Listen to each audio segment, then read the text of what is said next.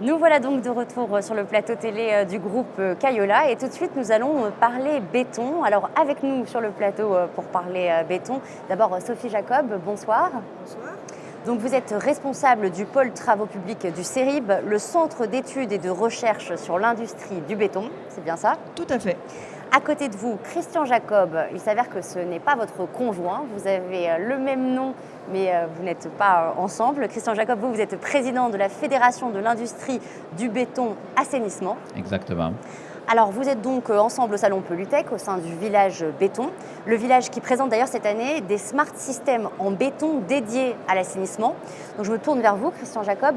Qu'est-ce qu'il y a derrière ce terme de smart system en béton dédié à l'assainissement? Alors, Smart System en béton, c'est tout simple. Ce sont les solutions béton et qui sont adaptées en fait à la gestion des eaux, et plus particulièrement, disons, à la gestion des eaux usées ou des eaux pluviales, en conformité avec l'évolution réglementaire et avec les exigences de gestion patrimoniale et également de conception avec le BIM, l'économie circulaire. C'est-à-dire qu'en fait, aujourd'hui, avec cette notion de smart system, on va au-delà de la simple préfabrication de produits en béton, mais on y insère, je dirais, de l'intelligence pour faciliter à la fois la conception et faciliter la gestion de notre patrimoine. Un peu comme du béton connecté en fait, ce serait Alors, ça l'idée? il peut y avoir des solutions effectivement de béton connecté, mais pas que. C'est parce que par exemple, quand je parlais tout à l'heure de BIM, c'est-à-dire qu'en fait, on a programmer, je dirais, des bibliothèques d'objets génériques en BIM de façon à ce que les concepteurs puissent réaliser un réseau d'assainissement ou, ou d'autres ouvrages, je dirais, tenant compte de cette possibilité.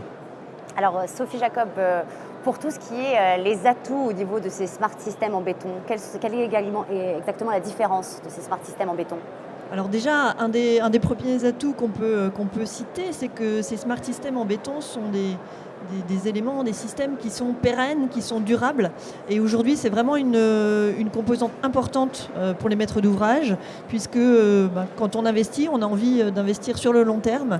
Et donc, en ça, les smart systems en béton présentent vraiment une pérennité, une durabilité qui va permettre de satisfaire à ces besoins-là. Parmi les atouts également, on peut citer le respect de l'environnement. Donc ça se traduit par des impacts environnementaux de ces solutions qui sont réduits, ou en tout cas qu'on essaye aussi de réduire au travers de nouveaux développements, de nouveaux bétons, en réfléchissant à la façon dont on les met en œuvre aussi, parce que l'impact environnemental d'une solution, ce n'est pas que l'impact environnemental du produit en lui-même, mais c'est aussi la façon dont on le pose, dont il vit,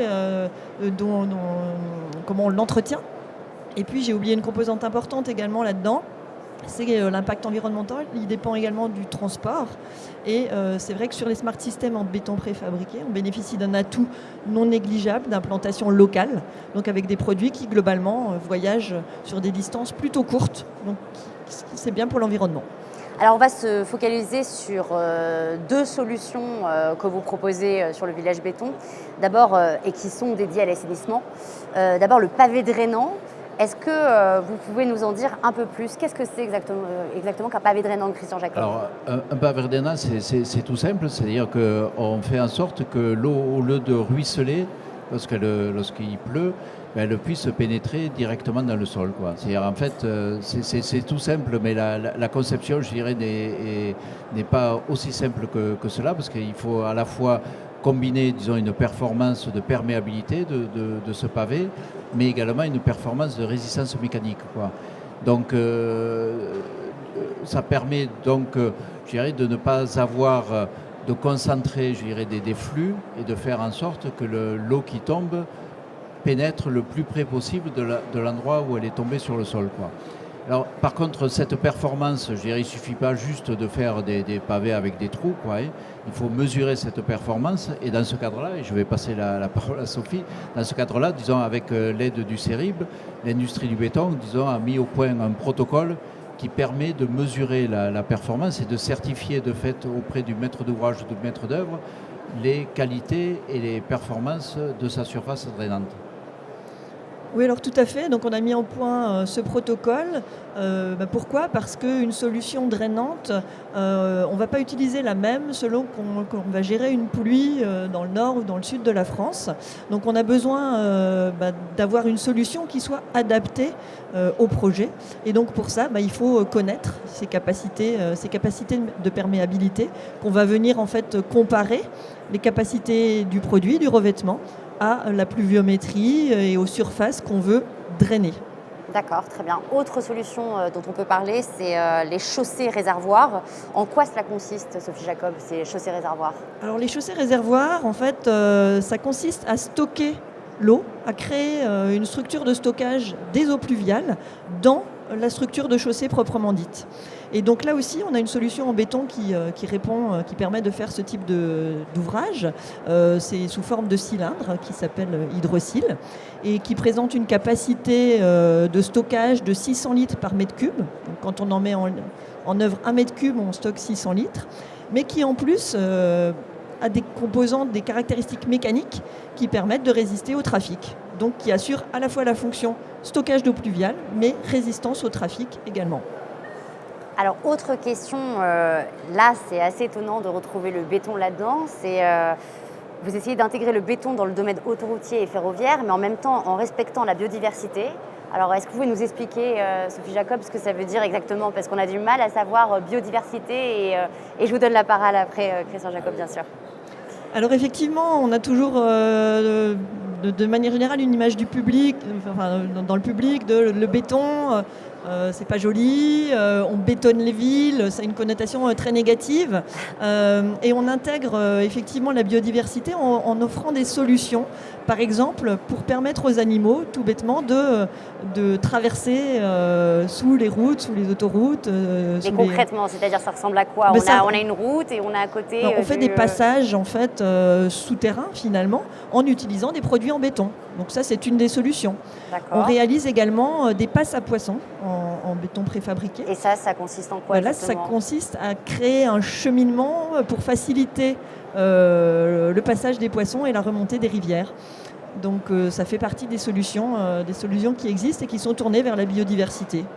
J'en ai peut-être oublié. Jean Jacob, vous comprendre qu'on est un peu étonné quand on parle biodiversité et béton, on n'a pas l'impression que le lien est assez difficile à faire. Le béton est fait à partir de produits naturels, donc c'est pas du tout antinomique. Et pour compléter les exemples que citait Sophie, je dirais il peut y avoir aussi des récifs artificiels qui sont mis avec des tétrapodes là, qui sont mis au large de façon à créer des refuges pour le poisson et à reconstituer comme ça de la faune maritime, quoi. Et donc pour donner un exemple, là, dans le passage des animaux, disons, ça va jusqu'au passage de crapauds, et donc on appelle ça des crapauducs. Et c'est, voilà, disons, pour ceux qui veulent compléter l'orthographe. Non, disons, l'industrie du béton, avec l'aide du CERIB et avec l'aide d'autres organismes, disons, est parfaitement en ligne en termes d'économie circulaire, de recyclage, d'incorporation de produits recyclés dans les recettes béton pour atteindre, je dirais, les objectifs d'amélioration des composantes environnementales qui sont nécessaires et dans lesquelles l'industrie du béton donc, s'inscrit parfaitement. Vous avez conscience de l'importance désormais que le béton s'inscrive dans la biodiversité et le respect de l'environnement. C'est d'ailleurs le sujet du salon Pollutech. Alors, on a parfaitement conscience. Après, on souhaiterait aussi que les pouvoirs publics en aient autant de conscience que nous, quoi. et nous, on est prêts à les accompagner avec les entrepreneurs de la FNTP ou les canalisateurs, plus particulièrement dans le cas de FIB Assainissement, quoi. Donc non, là on s'inscrit parfaitement dans cette démarche-là. Sophie Jacob, vous voulez rajouter quelque chose ? Non, je vous voyais, Ça allait dans le même sens et c'était effectivement pour dire que cette préoccupation, on ne peut aujourd'hui pas l'ignorer. Et évidemment, on travaille sur ce sujet pour aussi améliorer les performances des solutions en béton vis-à-vis de ces composantes environnementales. Dernière question, je crois que le village béton, j'ai plus le nom précis, mais sort un logiciel qui s'appelle... Alors oui, alors en fait on a depuis déjà maintenant quelques années un logiciel qui s'appelle Oduc Plus, Tout à fait. qui permet de faire du dimensionnement de bassins, de rétention des eaux pluviales, du dimensionnement de réseaux d'assainissement, donc sous les points de vue hydraulique et mécanique. Et donc cette année, donc à l'occasion de Pollutech, on sort la version 2.0 qui intègre également le dimensionnement des revêtements drainants dont on a parlé tout à l'heure. Donc là aussi pour permettre aux maîtres d'ouvrage, aux maîtres d'œuvre, aux entreprises de faire les calculs qui vont permettre de trouver la solution la plus pertinente pour répondre aux exigences de leur projet. Merci beaucoup, merci à vous deux d'avoir accepté notre invitation.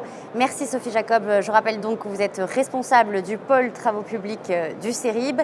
Et merci Christian Jacob, vous êtes donc président de la Fédération de l'industrie du béton assainissement. Merci à vous deux. Merci. Merci.